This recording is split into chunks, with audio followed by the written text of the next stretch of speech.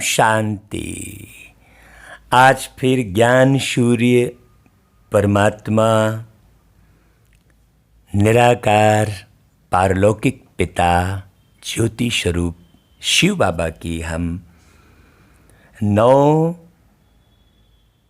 सितंबर 1987 की मुरली को रिवाइज कर रहे हैं। आज 10 जनवरी 2021 को, ताकि 87 में जो भाई बहन नहीं आ पाए थे उनको बाबा की वाणी सुनकर अपने जीवन को दिव्य बनाने का अवसर मिले। तो बाबा हम किन्हें कह रहे हैं? हम कह रहे हैं निराकार को। हाँ, निराकार साकार में अवतरित होते हैं। लोगों में बहुत सारी भ्रांतियां हैं। कहते हैं कि भगवान कई अवतार लेते हैं। वास्तव में अवतरित शब्द को लोगों ने अवतार कह दिया है। अवतरित होना इसका मतलब है ऊपर से नीचे उतरना, ना कि अवतार लेना। हाँ, अवतार लेना उसे कहेंगे जो रूप बदल ले, है ना। बाबा तो कभी रूप बदलते नहीं हैं। बाबा का अपना एक ही रूप रहता है, बस एक मानवीय तन में प्रवेश करके हमें दिव्य ज्ञान चक्षु खोलने का अवसर देते हैं। तो आकर बाबा क्या देखते हैं? बच्चों में किस प्रकार से नैतिक उन्नति करवाते हैं। हाँ, और हम बच्चे कौन? हम बच्चे आत्मा, हम भी निराकार हैं। बस हमने क्या किया है कि साकार शरीर लेकर इस जीवन का आनंद लेने के लिए हमने माँ के गर्भ में प्रवेश करके अपने लिए शरीर निर्माण किया और इस दुनिया में आए। और प्यारे बाबा का कोई कर्म बंधन नहीं है। बाबा अर्थात निराकार शिव, जिन्हें नूर इलाही कहते हैं। हाँ, नूर यानी प्रकाश, जिन्हें एक ओंकार कहते हैं निराकार, जिन्हें गॉड इज लाइट कहते हैं। ऐसे परमात्मा मानवीय तन में प्रवेश करके देखो आज क्या देख रहे हैं। आज अलौकिक राज्य दरबार का समाचार सुना रहे हैं बाबा। अलौकिक राज्य दरबार देखो, एक है लौकिक राज्य दरबार जिसमें शरीर के माध्यम से लोग इस शारीरिक जीवन की चर्चा करते हैं, है ना।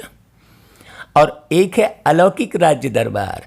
अलौकिक राज्य दरबार मतलब, अलौकिक राज्य दरबार का मतलब ये हुआ कि आत्मा अलौकिक है, परमात्मा पारलौकिक है। तो पारलौकिक परमात्मा, परमात्मा कोई अलौकिक परिवार भी नहीं बनाते अपना स्वयं का, और ना ही लौकिक परिवार बनाते। वो सदैव ही पारलौकिक रहते हैं, मतलब इस लोक से उस पार रहते हैं। इसलिए उनके लिए कहते हैं पार ब्रह्म परमेश्वर तुम सबके स्वामी। आप कहते हैं ना, पार ब्रह्म परमेश्वर तुम सबके स्वामी, माने सबके स्वामी मतलब सभी धर्मों के मुखिया। और एक बात बड़ी समझने की है, देखो आपके मुस्लिम धर्म में भी कहते हैं अल्लाह सबका एक है। यदि एक नहीं होता, 2 होते, एक दुनिया में 2 अल्लाह होते या 2 परमात्मा होते तो फिर सुचारू रूप से सिस्टम से चल नहीं सकता था। जैसे आप देखते हैं कि भाई एक देश का एक प्रधानमंत्री होता है, एक देश का एक राष्ट्रपति होता है, 2 नहीं होते। उपराष्ट्रपति हो जाएंगे, उप प्रधानमंत्री हो जाएंगे, मतलब उसके बाद ये, लेकिन 2 प्रधानमंत्री नहीं होंगे। अगर 2 प्रधानमंत्री होंगे तो फिर खींचातानी बचेगी। वो बोलेगा हम अपने देश को ऐसा चलाएंगे, वो बोलेगा हम अपने देश को ऐसा चलाएंगे। तो उसी प्रकार अल्लाह सबका एक है कहते हैं, तो वो एक परमात्मा आकर अलौकिक राज्य दरबार लगाते हैं। ये बात किसी को नहीं मालूम। अब अलौकिक राज्य दरबार मतलब आत्मा अलौकिक है, हाँ, वो लौकिक परिवार बनाती है। और अलौकिक राज्य दरबार में कौन कौन आ गए? अलौकिक राज्य दरबार में मन, बुद्धि, संस्कार, चित्त, ये सूक्ष्म कर्मेंद्रियां हैं। तो बाबा पारलौकिक परमात्मा आकर अलौकिक आत्माओं की दरबार देख रहे हैं। तो बाबा ने कहा कि देखो भाई, आज बाप दादा मतलब क्या हुआ? बाप दादा मतलब बाप मतलब परमात्मा जो पारलौकिक पिता है। कहते हैं ना, अरे बाप रे ऐसा हो गया, तो वो कौन से बाप को याद करते हैं? फिर कहते अरे दादा रे ऐसा हो गया, तो कौन से दादा को याद करते हैं? तो अलौकिक है दादा और पारलौकिक है बाप।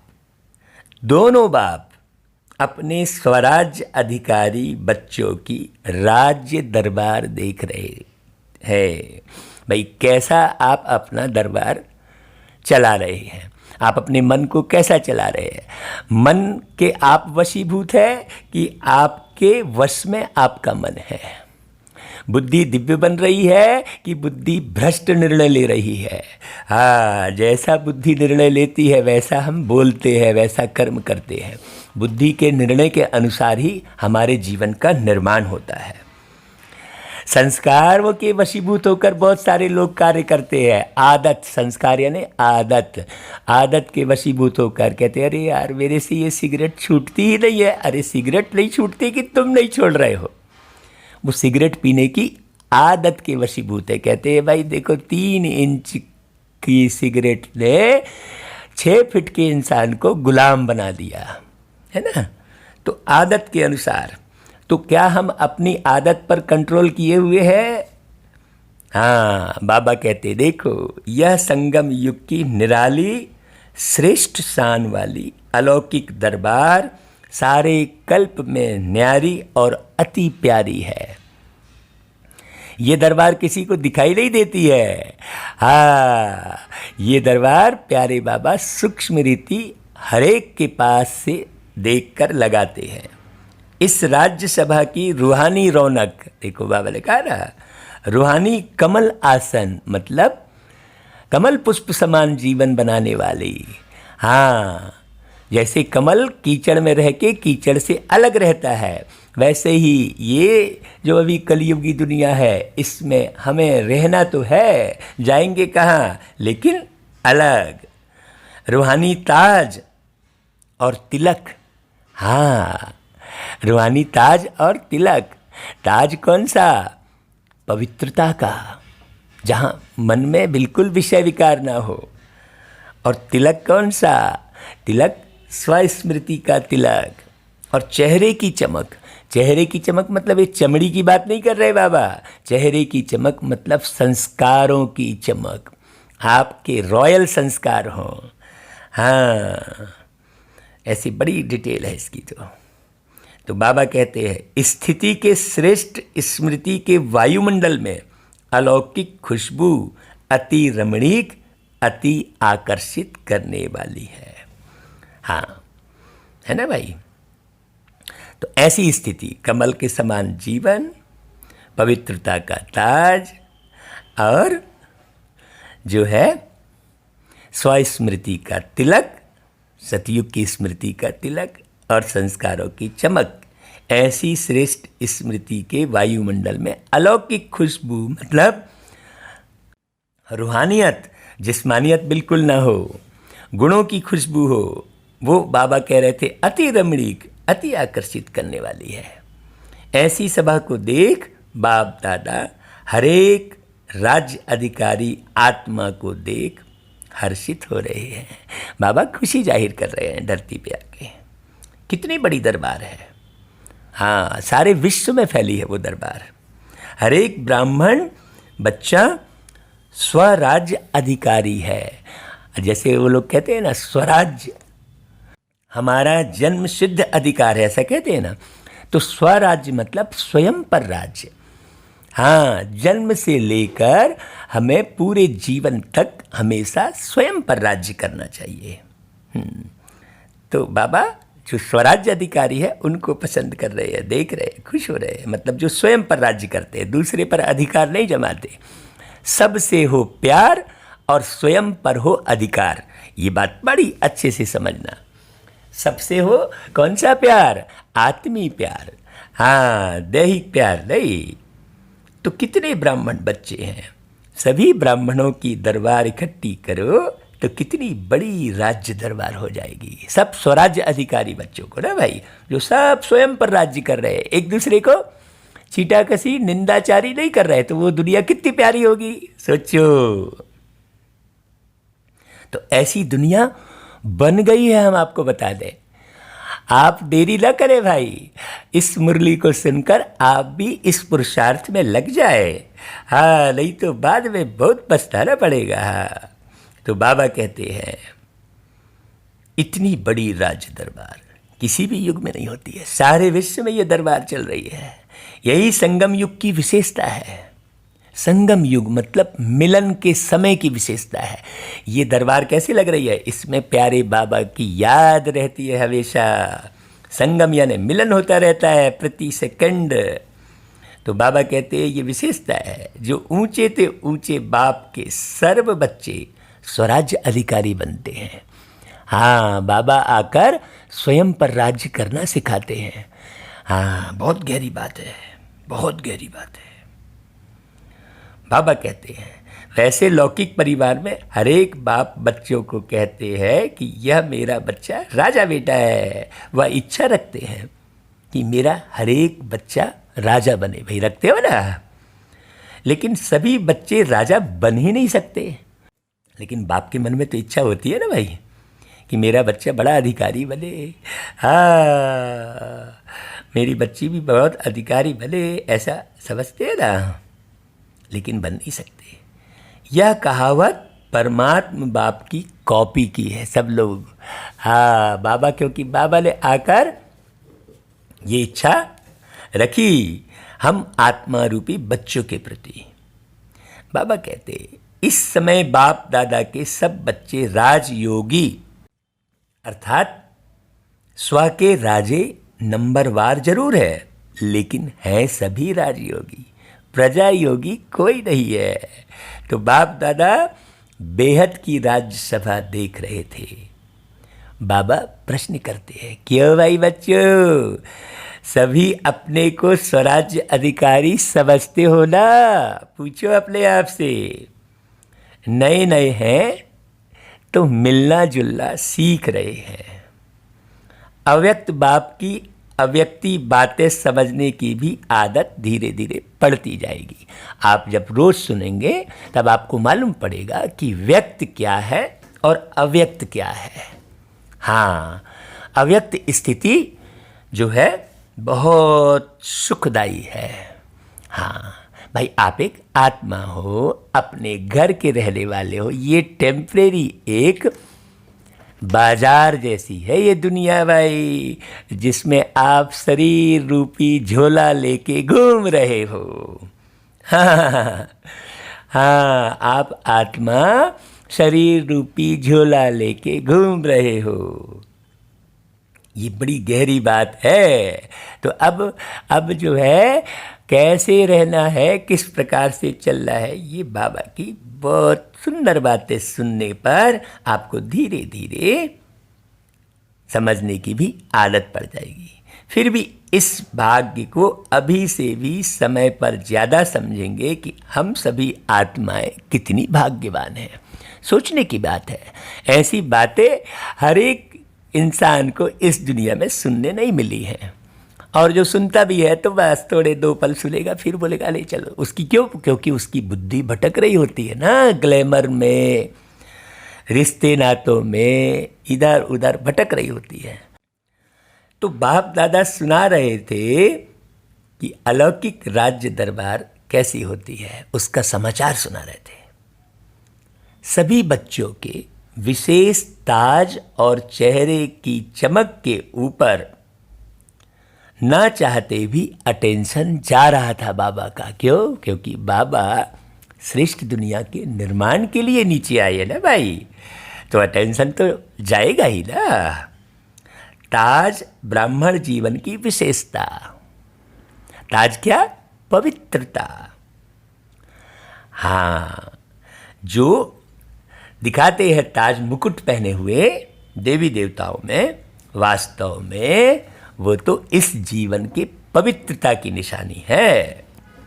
चेहरे की चमक रूहानी स्थिति में स्थित रहने की रूहानियत की चमक है।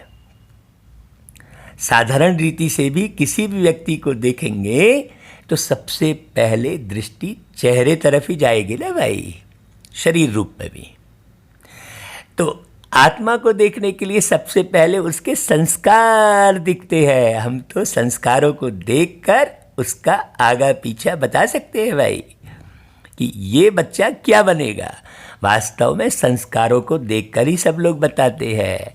आप भी समझ सकते हैं कि कौन बच्चा क्या बनने वाला है, लेकिन वो सूक्ष्म संस्कार ज्ञान के माध्यम से ही देखे जा सकते हैं।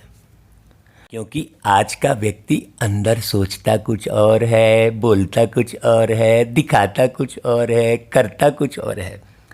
तो आज इंसान को समझना बहुत मुश्किल है और भगवान को समझना एकदम आसान है।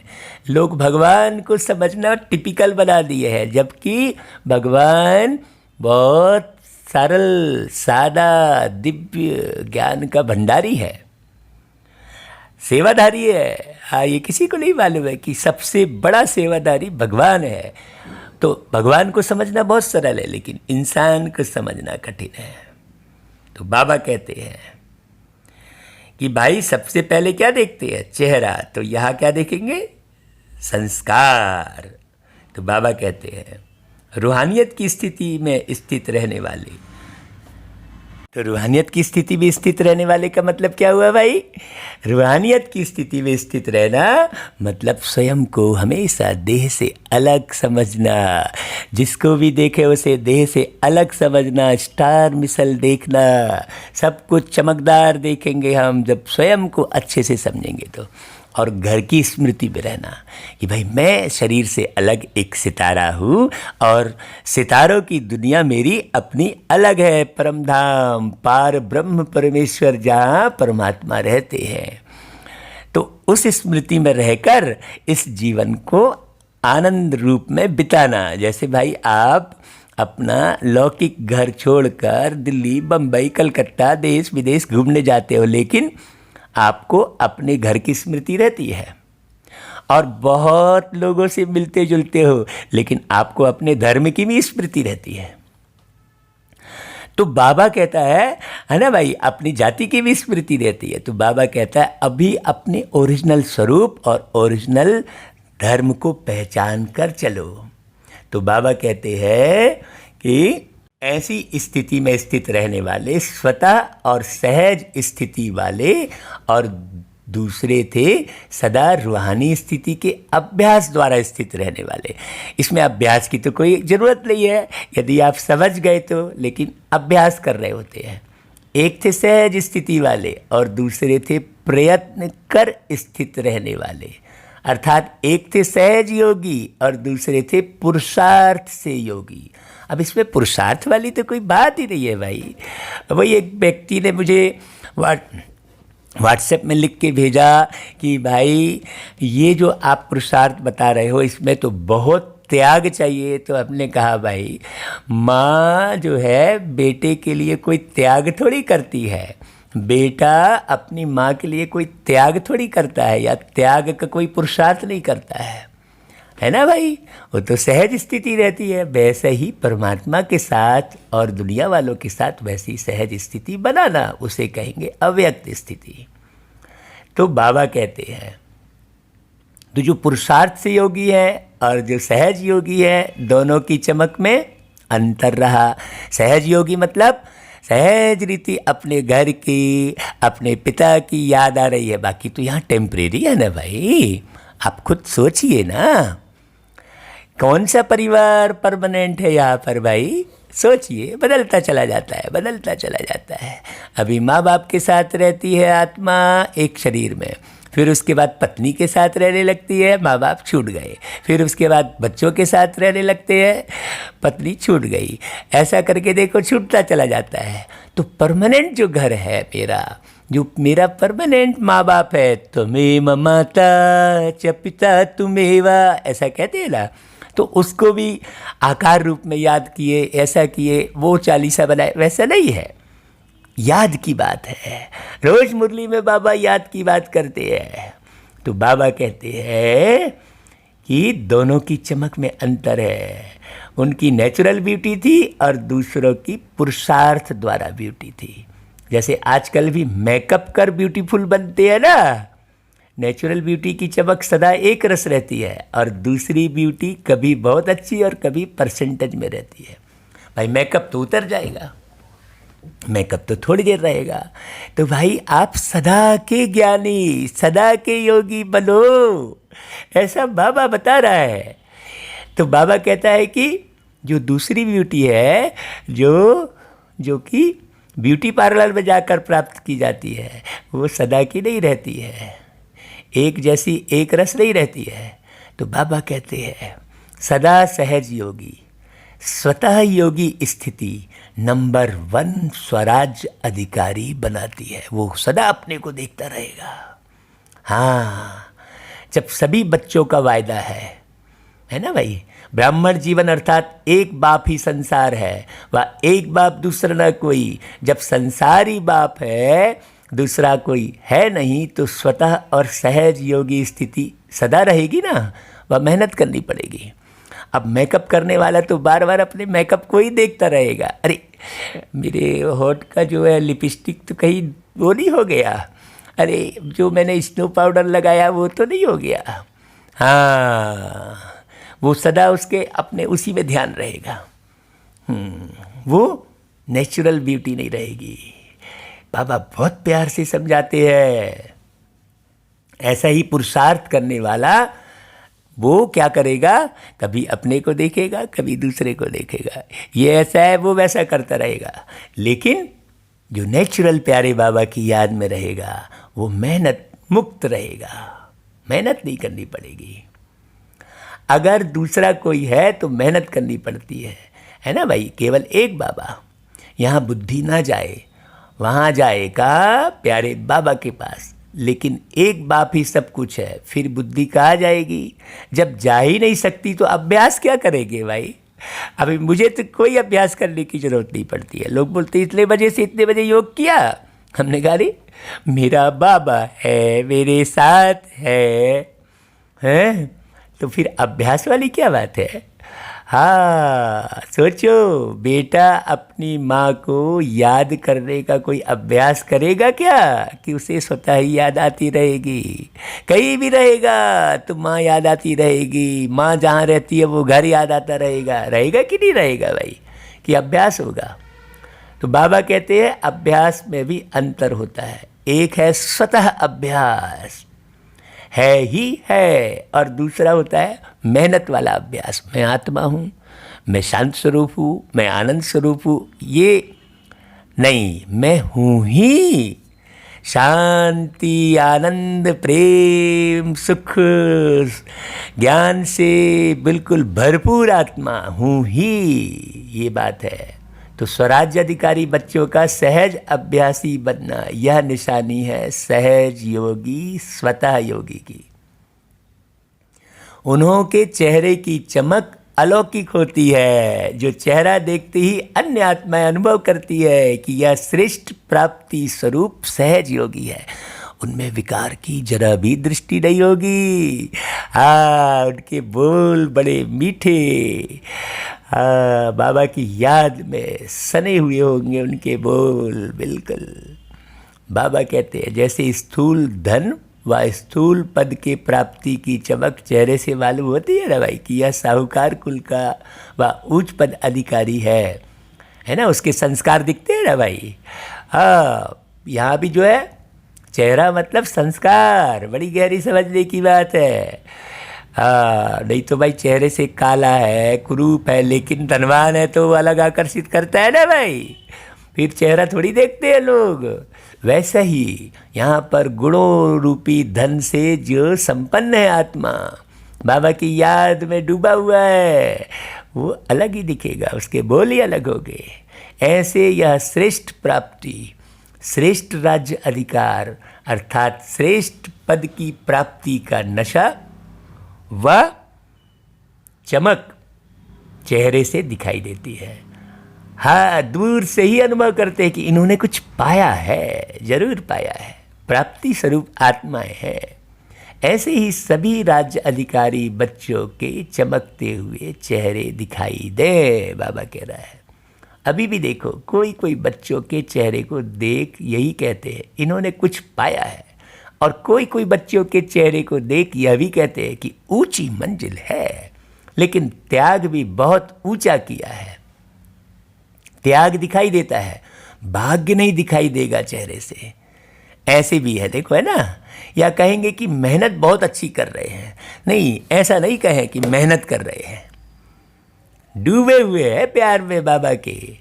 बाप दादा, देखो बाबा अपने दिल की आस बता रहे हैं बच्चों के लिए, बहुत गौर से सुनना। बाप दादा क्या चाहते हैं, भगवान क्या चाहता है। अभी तो आप मंदिर में जाकर अपनी चाहत भगवान के सामने में बोलते रहते हो, हे प्रभु मेरे को बुद्धि दे दो, हे प्रभु मुझे शक्ति दे दो, हे प्रभु मुझे संतान दे दो, और फिर वहाँ मैं तुम्हें इतना नारियल चढ़ाऊंगा, वैसा वहाँ भी घूसखोरी करते हैं।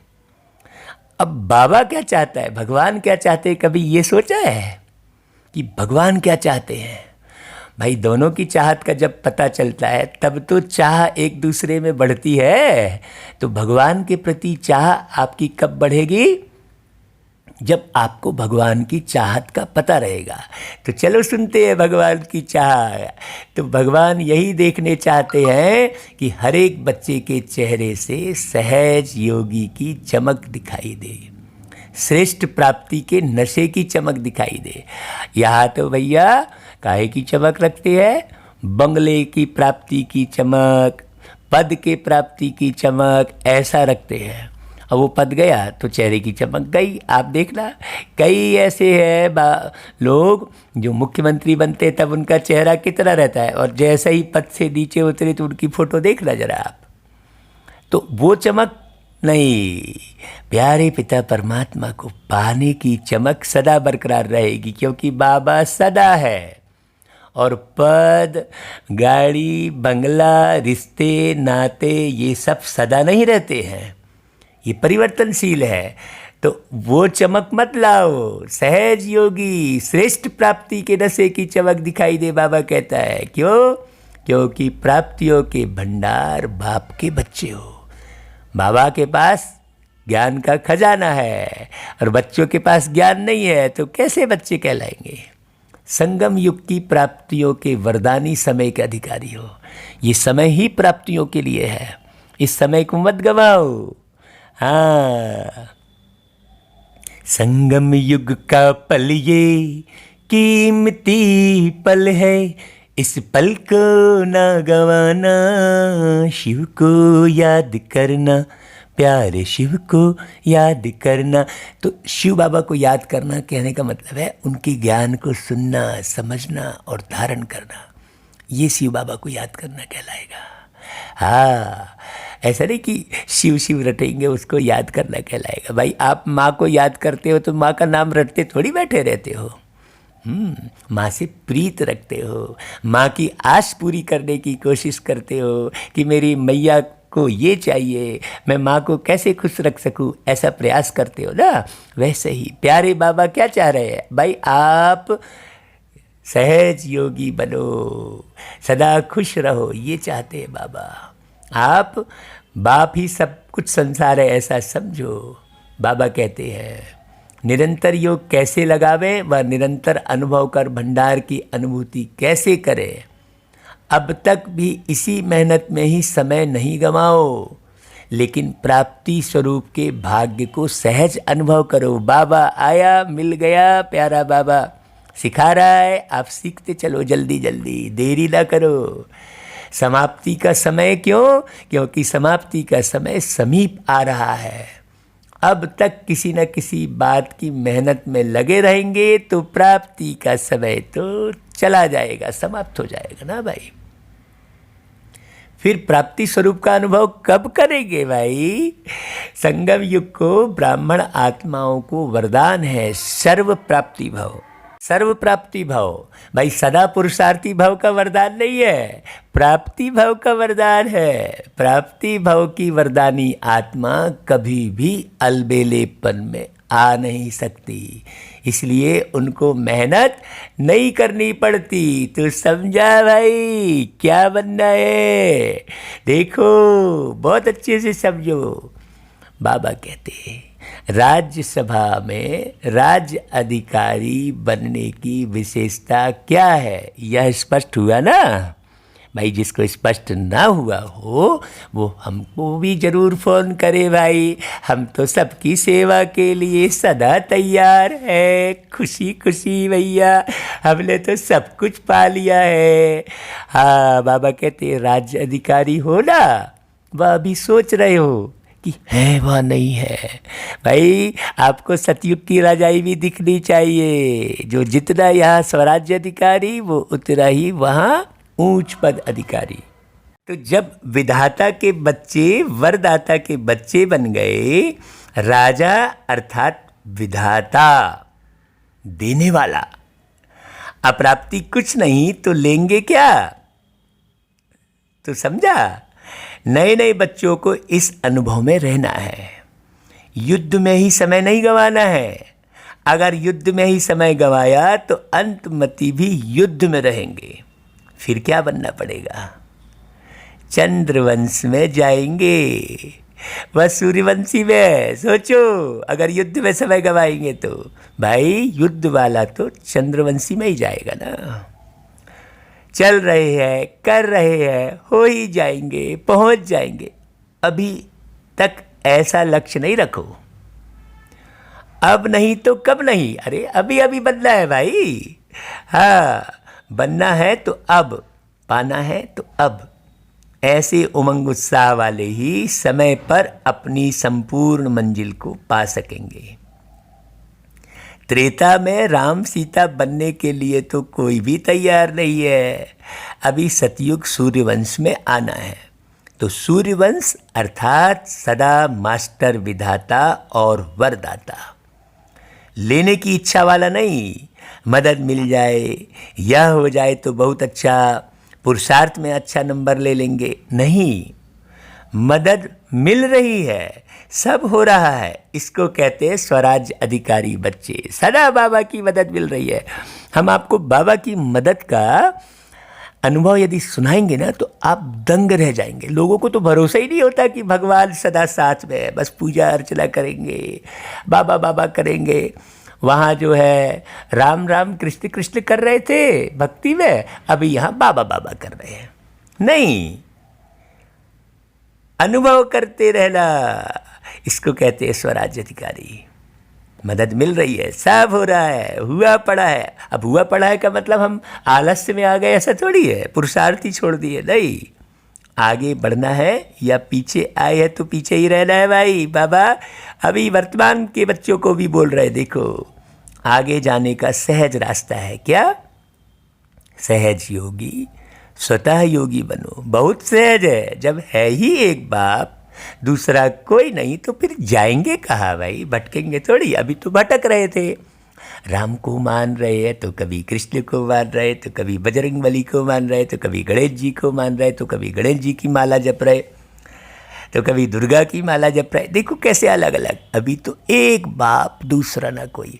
एक तरफ कहते हैं एक साधय सब सधय, सब साधय सब जाए, ऐसा कहते हैं, और फिर देखो बुद्धि को भटकाते रहते हैं। यहाँ भी ऐसा ही करते हो।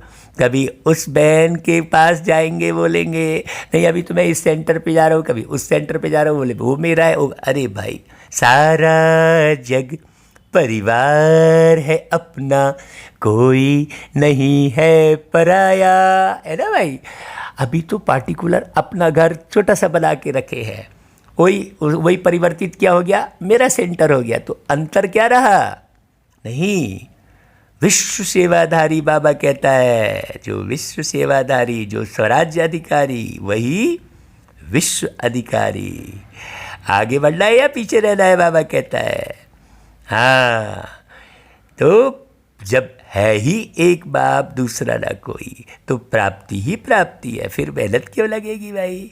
तो प्राप्ति के समय का लाभ उठाओ, सर्व प्राप्ति स्वरूप बनो। समझा? बाबा समझा बोल के बहुत रूहानी दृष्टि से शांति में देख रहे बाबा एक एक बच्चे को। बाप दादा तो यही चाहते हैं कि एक एक बच्चा, चाहे लास्ट आने वाला, चाहे स्थापना के आदि में आने वाला, हर एक बच्चा नंबर 1 बने। भाई राजा बनना, न कि प्रजा। अच्छा भाई, बाबा फिर डायमंड हॉल में दादी के तन में बैठा सारे विश्व को देख रहा है। तो बाबा महाराष्ट्र और मध्य प्रदेश के ग्रुप को देख रहे हैं, क्योंकि उस समय महाराष्ट्र और मध्य प्रदेश के लोग मिलने गए थे स्पेशल रूप से। बाकी तो सब जगह से आए थे, लेकिन स्पेशल मिलने का समय ये निश्चित किया गया था। तो देखो बाबा कह रहे हैं, महाशब्द कितना अच्छा है। महाराष्ट्र स्थान भी महाशब्द का है और बनना भी महान है। महान तो बन गए ना, क्योंकि बाप के बने माना महान बने, महान आत्माएं हो। ब्राह्मण अर्थात महान, हर कर्म महान, हर बोल महान, हर संकल्प महान है ना भाई। अलौकिक हो गए ना, कि लौकिकता अभी भी समाई हुई है। तो महाराष्ट्र वाले सदा ही स्मृति स्वरूप बनो की महान है। ब्राह्मण अर्थात महान चोटी है ना। अब बाबा ने मध्य प्रदेश का अर्थ कितना बढ़िया बताया। मध्य प्रदेश अर्थात मध्याजी भव के नशे में रहने वाले, मन मना भाव के साथ मध्याजी भव का वरदान है। तो अपना स्वर्ग का स्वरूप इसको कहते हैं मध्याजी भव। हाँ, अपने श्रेष्ठ प्राप्ति के नशे में रहने वाले अर्थात मध्याजी भव के मंत्र के स्वरूप में स्थित रहने वाले, वह भी महान हो गए। मध्याजी भव है तो मन मना भव भी जरूर होंगे। तो मध्य प्रदेश अर्थात महामंत्र का स्वरूप बनने वाले, तो दोनों ही अपनी अपनी विशेषता से महान है। समझा कौन हो भाई? हाँ, जब से पहला पाठ शुरू किया वह भी यही किया कि मैं कौन, मेरा कौन, है ना भाई। हाँ, बाप भी वही बात याद दिलाते हैं। इसी पर मनन करना। शब्द एक ही है कि मैं कौन, तो फिर कौन आप पूछो अपने आप से कौन। लेकिन उनके उत्तर कितने हैं? लिस्ट निकालना, मैं कौन, बार बार लिस्ट निकालना भाई, मैं कौन। बड़ी बारीक बात है इस मैं कौन को समझना। ये सारी दुनिया जानती ही नहीं है कि मैं कौन, और मैं करती रहेगी। हाँ, करोड़पति, मैं करोड़पति। अरे करोड़पति थोड़ी, तुम तो भगवान के मालिक हो। पूरा विश्व तुम्हारा है, आकाश तुम्हारा, धरती तुम्हारी। हाँ, करोड़पति बोल के तुम गरीब क्यों बन जाते हो भाई?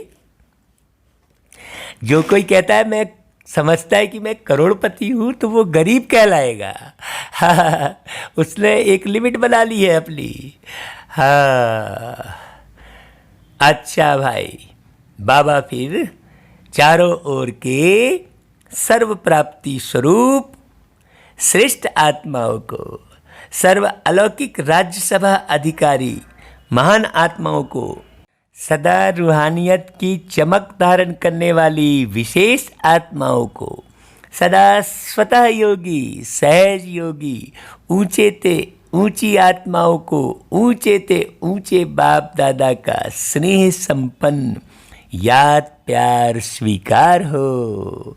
हम रूहानी बच्चों की भी प्यारे मीठे रूहानी बाप दादा को बहुत बहुत याद प्यार। गुड मॉर्निंग बाबा। फिर अव्यक्त बाप दादा से डबल विदेशी भाई बहनों की मुलाकात है। हाँ, जो विदेशों से आए हैं अपने भारत देश में, क्योंकि बाबा कहाँ आया है? मेरे मेरे मीठे मीठे भारत देश में मेरा बाबा आया है। मेरा भारत मुझे क्यों प्रिय है? क्योंकि मेरे भारत में ही मेरा प्यारा बाबा आता है, प्यार लुटाता है। तो विदेशों से भी मिलने आए हैं। देखो, अब भारतवासी ना समझे, विदेशों से आकर लोग समझ गए कि भगवान भारत में आए हैं और भारतवासी उलझे हुए हैं। कितनी बड़ी विडंबना। अब को लगता है अरे मेरे प्रिय भारतवासी कब समझेंगे भाई। तो बाबा डबल विदेशी भाई बहनों को क्या बोलते हैं? देखो, डबल विदेशी अर्थात सदा अपने स्वस्वरूप, स्वदेश, स्वराज्य की स्मृति में रहने वाले। क्योंकि जब व्यक्ति देश से बाहर जाता है तो उसे अपने देश की याद आती है। आप भी जब घर से बाहर चले जाते हो तो घर की याद आती है ना भाई, है ना? अपने स्वयं की याद आती है कि मैं किसका बच्चा हूँ, याद रहती है ना। हाँ, डबल विदेशियों को विशेष कौन सी सेवा करनी है? अभी साइलेंस की शक्ति का अनुभव विशेष रूप से आत्माओं को कराना। क्यों? क्योंकि भाई कौन से देश के रहने वाले हो? यहाँ तो आप भारत से दूसरा देश कह रहे हो, लेकिन डबल विदेशी का मतलब क्या हुआ कि भारत देश में बाबा आया यहाँ, तो एक घर ये हो गया और एक घर परम धाम, हमारा ओरिजिनल देश। तो साइलेंस की शक्ति का अनुभव विशेष रूप से आत्माओं को कराने की बात कर रहे हैं बाबा। मैंने अपने उस देश की स्मृति में रहना, परम धाम की। यह भी विशेष सेवा है। जैसे साइंस की पावर नामी ग्रामी है ना, बच्चे बच्चे को मालूम है कि साइंस क्या है, ऐसे साइलेंस की पावर साइंस से भी ऊंची है भाई। साइंस की उत्पत्ति भी साइलेंस से ही हो रही है ना भाई। कोई भी आविष्कार बहुत शांति से, ध्यान से करने पर ही होता है ना। हाँ, टेंशन में रहेगा आविष्कार करने वाला तो कभी आविष्कार नहीं कर पाएगा। तो बाबा कहते हैं भाई वह दिन भी आना है। साइलेंस के पावर की प्रत्यक्षता अर्थात बाप की प्रत्यक्षता। जैसे साइंस प्रत्यक्ष प्रूफ दिखा रही है, वैसे साइलेंस पावर का प्रैक्टिकल प्रूफ है आप सबका जीवन। हाँ, आपसे शांति की महसूसता हो लोगों को। जब इतने सब प्रैक्टिकल प्रूफ दिखाई देंगे तो ना चाहते हुए भी सभी की नज़र में सहज आ जाएंगे। जैसे यह पीस का कार्य किया भाई, पिछले साल जो सेवा की थी बाबा, उसका जिक्र कर रहे हैं। इसको स्टेज पर प्रैक्टिकल में दिखाया। ऐसे ही चलते फिरते पीस के मॉडल दिखाई दे, ऐसा नहीं एक अलग से स्टेज बनाकर देख रहे हैं तो कितने लोग देखेंगे भाई। आपकी जीवन वैसी दिखाई दे, शांति वाली। आपको शांति का सागर मिल गया ये मालूम पड़े। अब आप चिड़चिड़ा रहे हो, गलत नज़र से देख रहे हो और तिरछी नज़र से देख रहे हो तो वो थोड़ी कहलाएगा कि आपको बाप मिला है। या मिल ही नहीं रहे हो, अरे भाई हमारे पास अभी टाइम नहीं है मिलने का, ऐसा बोल रहे हो। नहीं, ये बड़ी गहरी बात है। तो स्टेज पर तो दिखाया, वैसे आप चलते फिरते दिखाओ, बाबा कह रहा है।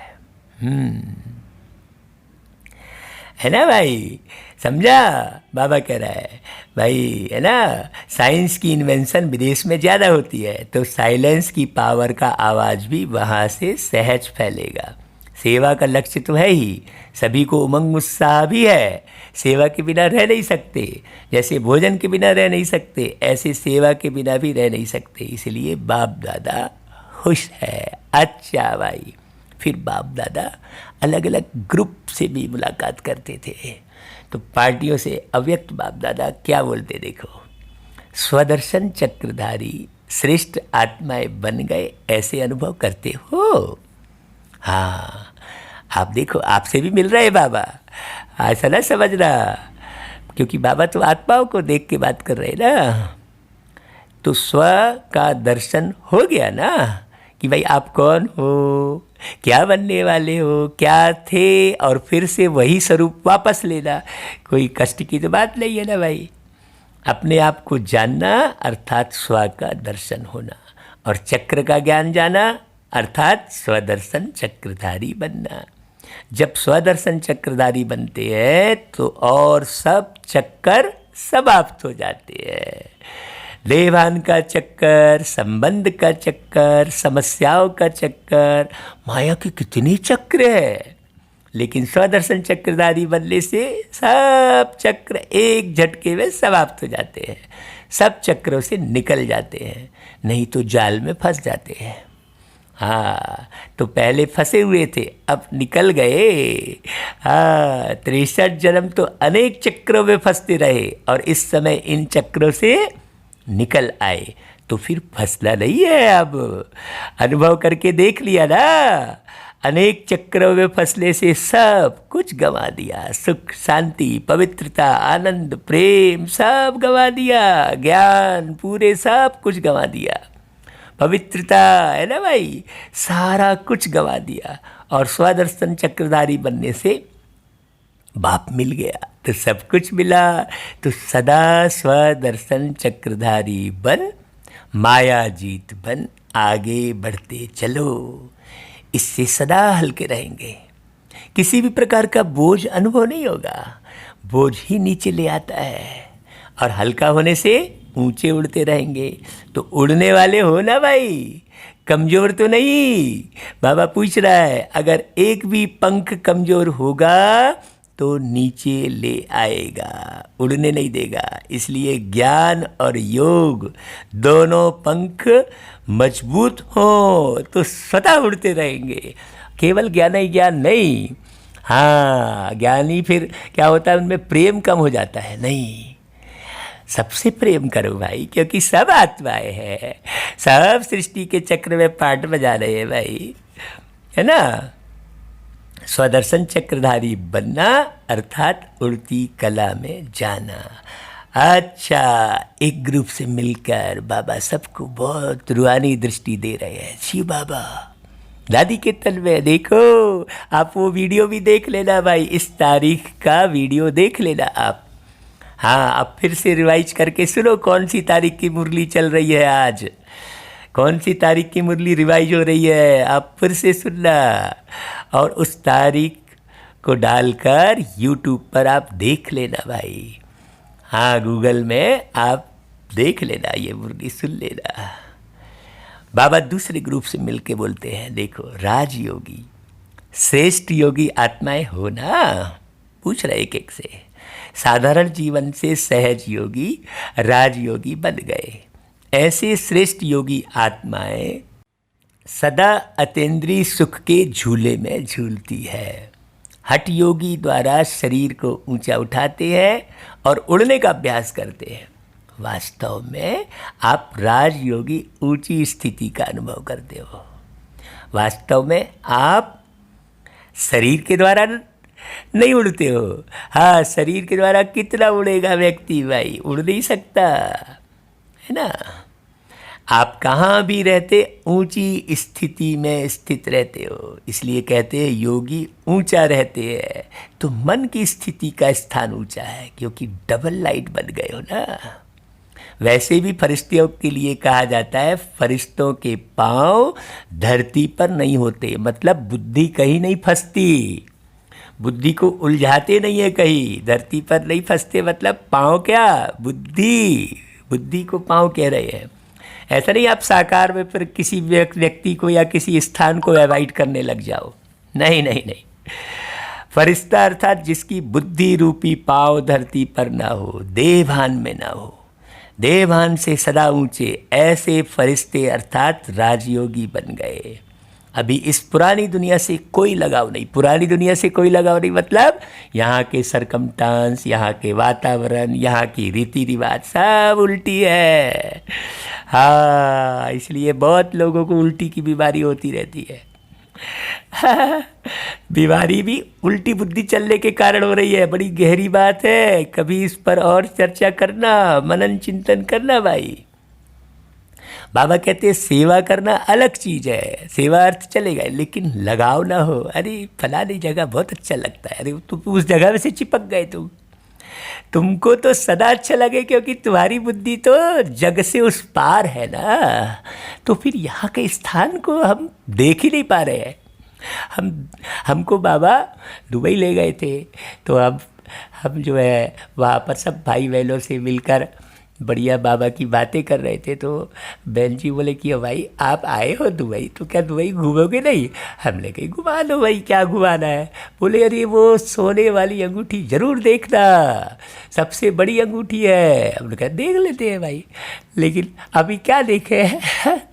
मैं बाबा से कहता था बाबा अभी क्या देखे?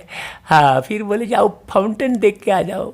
फिर बोले जाओ भाई वहाँ आपका डेजर्ट सफारी चले जाओ। हमने कहा ठीक है भाई। सब जगह जा रहे थे, जा तो सब जगह रहे थे, लेकिन आनंद तो बाबा का आ रहा था। देखो बाबा हमको यहाँ लेके आया है भाई, कैसे सेवा करा रहा है, ऐसा लग रहा था।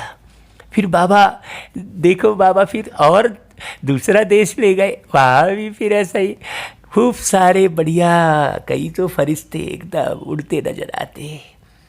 ऐसा बाबा क्या नहीं कराया, कितना खुशनुमा जीवन बनाया बाबा ने। बाबा की याद आती है तो नैनों से कोरों से प्रेम के आंसू बह उठते हैं। अभी भी आपसे हम जो मुरली सुना रहे हैं ना, आपसे बातें कर रहे हैं, तो बाबा याद आ रहा है। बाबा कहता है फरिश्ते अर्थात राजयोगी बन गए, देवान से सदा ऊंचे। हाँ, इस पुरानी दुनिया से कोई लगाव नहीं। हाँ, तो बाबा कहता है इस स्मृति से सदा आगे बढ़ते रहेंगे। राजयोगी सदा बेहद के मालिक है, हद के मालिक नहीं। जो बेहद में रहता है बाबा पूरा विश्व घुमाता है। हद से तो निकल गए, बेहद का अधिकार मिल गया, इस खुशी में रहो। जैसे बेहद का बाप है वैसे बेहद की खुशी में, नशे में रहो। अच्छा बाबा एकदम अव्यक्त स्थिति में है बाबा। मुरली सुनते सुनते तुरंत अव्यक्त स्थिति बनाओ, इधर उधर बुद्धि ले जाकर मुरली मत सुनो भाई। बहुत ध्यान से एकाग्र होकर भले कार्य व्यवहार करते रहो, हाँ, लेकिन बुद्धि बिल्कुल ना भटके। फिर बाबा विदाई लेने लगे सबसे, दादी के तन से जाने की कामना में बाबा आगे बढ़ रहे हैं। तो विदाई के समय बाबा क्या बोले? सभी अमृत वेले के वरदानी बच्चों को बाप दादा वरदाता बाप की सुनहरी याद प्यार स्वीकार हो, ऐसा बोले बाबा विदाई के समय। सुनहरी याद प्यार, बड़ी गहरी बात है। बाबा के एक एक शब्द में बहुत इशारा होता है। साथ साथ सुनहरी दुनिया बनाने की सेवा के सदा प्लान मनन करने वाले और सदा सेवा में दिल व जान सिक व प्रेम से तन मन धन से सहयोगी आत्माएं सभी को बाप दादा गुड मॉर्निंग, डायमंड मॉर्निंग कर रहे हैं। देखो भाई, और सदा डायमंड बन इस डायमंड युग की विशेषता को वरदान और वर्षे में लेकर स्वयं भी सुनहरी स्थिति में स्थित रहेंगे और औरों को भी ऐसे ही अनुभव कराते रहेंगे। तो चारों ओर के डबल हीरो बच्चों को डायमंड मॉर्निंग, बाबा डायमंड हॉल में बैठकर सब डायमंडों को देख रहे हैं। भाई आप डायमंड हो ना भाई, हीरे की तरह चमक है। तो भाई जो हीरा बनेगा उसे तो तराशा जाएगा ना भाई। हाँ, अच्छा भाई, फिर बाबा का वरदान सुनते हैं। अब इस मुरली का सार तो आप निकालना भाई। रोज रोज सार तो बाबा बताते हैं, एक दिन रविवार को तो आप मेहनत करो और मुरली को रिपीट सुनकर उसका सार निकाल कर आप YouTube में कमेंट करो। आपकी कमेंट बहुत लोग पढ़ते हैं, बहुत अच्छी सेवा होगी, है ना भाई।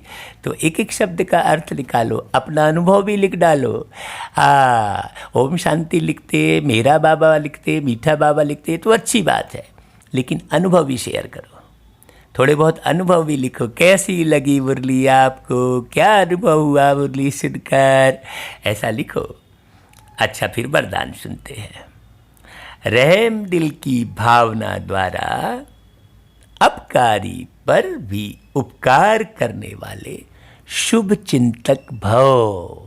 हाँ, कई बार मुरली में अपोजिशन भी लोग लिखते हैं, नीचे कमेंट करते हैं, जिनको समझ में नहीं आते बेचारों को, तो उनके ऊपर मुझे विशेष प्यार आता है, मैं दिल दे देता हूँ फिर उसको, जो अपोजिशन भी लिखते हैं। हाँ, क्योंकि वो भी तो मेरी मीठी आत्मा परम धाम की निवासी है ना। अभी बेचारा नहीं समझने के कारण वो लाइन लिखा है कुछ भी, तो कई कमेंट ऐसे भी आते हैं, तो आप बिल्कुल विचलित नहीं होने का है। हाँ, कभी भी उल्टा कमेंट करने वाले को आप उल्टा नहीं लिखना, उसे प्यार ही देना भाई, क्योंकि है तो परमात्मा बाप की बच्ची आत्मा। तो बाबा कहते हैं देखो, कैसी भी कोई आत्मा चाहे सतोगुणी चाहे तमोगुणी संपर्क में आए, लेकिन सभी के प्रति शुभ चिंतक अर्थात अपकारी पर भी उपकार करने वाले।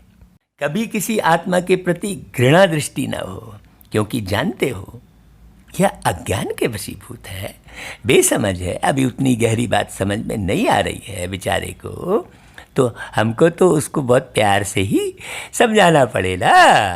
हाँ, उनके ऊपर रहम व स्नेह आए, घृणा नहीं आए। कई लोग उल्टे सीधे शब्द लिख देते, हम तो उनको बाबा का बच्चा बिल्कुल नहीं मानते। जो उल्टे सीधे अक्षर बोलते हैं, लिखते हैं, झगड़ने लगते हैं, वो बिल्कुल बाबा के बच्चे नहीं है। हम तो कभी नहीं बोलेंगे, वो भले बीके लिखे चाहे कुछ करे, लेकिन नहीं, बाबा जैसा प्यार का सागर है वैसे हम प्यार के सागर बने। हाँ, जरा भी चिंता मत हो आपको, हमारा क्या होगा, ये क्या होगा। अरे भाई, हमको तो सतयुग मिल गया ना, सतयुग का निर्माता सत्यम शिवम सुंदरम हमको मिल गया। ये नशा रहेगा तो कभी घृणा नहीं आएगी किसी पर। शुभ चिंतक आत्मा ऐसा नहीं सोचेगी कि इसने ऐसा क्यों किया, लेकिन इस आत्मा का कल्याण कैसे हो, यही है शुभ चिंतक स्टेज। आपको हम ऐसे कई अनुभव बताएं, जो हमसे पूरे अपोजिशन में थे, हमसे नफरत करते थे, वो आज हमको बहुत प्यार करते हैं, बहुत सम्मान करते हैं और कहते हैं भाई हम, और बहुत वो ग्लानि से भर जाते हैं कि हमने ऐसा क्यों किया। क्यों? हम रूहानी दृष्टि रखें, हम बाप समान अपनी दृष्टि बनाएं। दृष्टि मतलब दृष्टिकोण, अंदर की सोच, अंदर के विचार।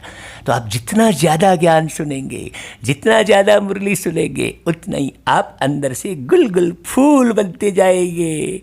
हाँ, ऐसा है भाई। स्वागत में सबके गीत गाए थे कि फूलों में जितनी सुगंध है, सागर में जितना है पानी। फूलों में जितनी सुगंध है, सागर में जितना है पानी। दिल में उतनी उमंग है, दिल में उतनी उमंग है, हवाएं भी हुई मस्तानी। फूलों में जितनी सुगंध है, सागर में जितना है पानी। अभिनंदन अभिनंदन अभिनंदन अभिनंदन, दिल से मन से हृदय से अभिनंदन। दिल से मन से हृदय से अभिनंदन। ऐसा फूल बनना, फूलों में सुगंध समाई हुई है, उसे कोई सुगंध फैलाने का पुरुषार्थ नहीं करना पड़ता उस फूल को, उसने सारी सुगंध अपने अंदर भर ली है। वैसा ही गुणों से खुशबूदार बनता रहे ये जीवन, ऐसा भर लो भाई। अच्छा भाई, फिर स्लोगन बाबा सुनाते हैं, तपस्या के बल से असंभव को संभव कर सफलता मूर्त बनो। तपस्या मतलब कोई कठिनाई नहीं। तपस्या क्या? तपस्या वाले अपने मन में एक भी कालापन नहीं रहे, एक भी आत्मा के प्रति। वो तपस्या है, बस और कुछ नहीं है।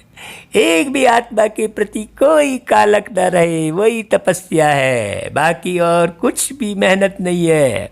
आप तपस्या के अर्थ को समझना, और एक भी आत्मा के प्रति कालक नहीं रहे, उसके लिए बाबा की याद रहेगी, तभी ऐसा होगा भाई।